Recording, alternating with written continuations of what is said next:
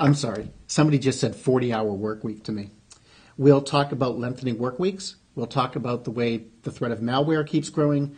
And we'll talk about why you shouldn't drink and interview. All on the DiceTV update for Friday, August 20th, 2010.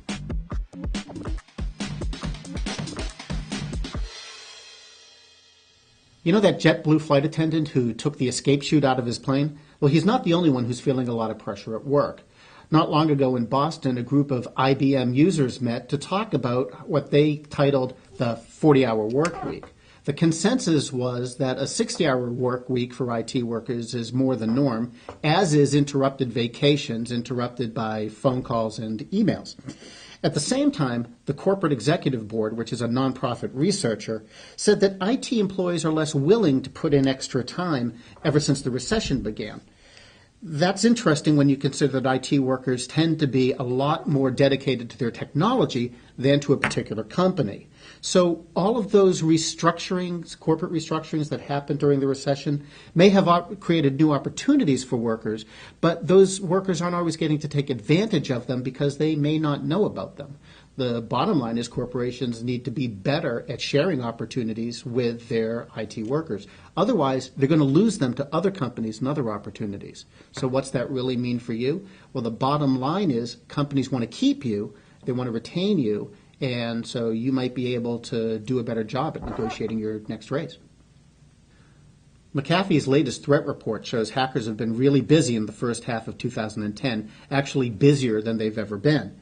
More than 10 million new pieces of malware were found by security researchers, more than 6 million of those in the second quarter alone.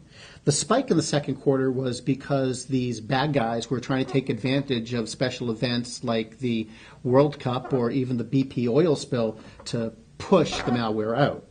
The most common attacks, especially in the second quarter, were on portable storage devices. And McAfee's conclusion is that security people have to be more proactive than reactive in identifying and taking care of threats. If you're having an interview over lunch or dinner, no drinks for you. Reuters says that a study that was recently done found that managers worry about cognitive impairment on the part of candidates who they see with a drink, even just a drink in their hand. So that's another good reason for you to clean up your Facebook page, by the way, to get all of those pictures of last month's keg party off. Another thing, if the manager who you're with orders a soft drink, that's a really big cue not to order an alcoholic beverage because they're really not going to like that. Bottom line is, don't do this.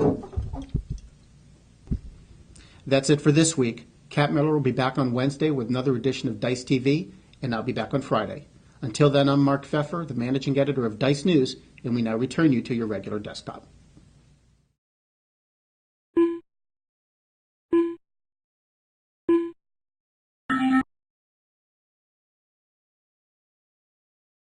To the user, Irony, who posted notes about my cubicle and the fact that I have XP. Okay, first of all, my cubicle is bigger than 4x4. Secondly, running XP wasn't my choice, but the tech team told me I wasn't cool enough to have a Macintosh.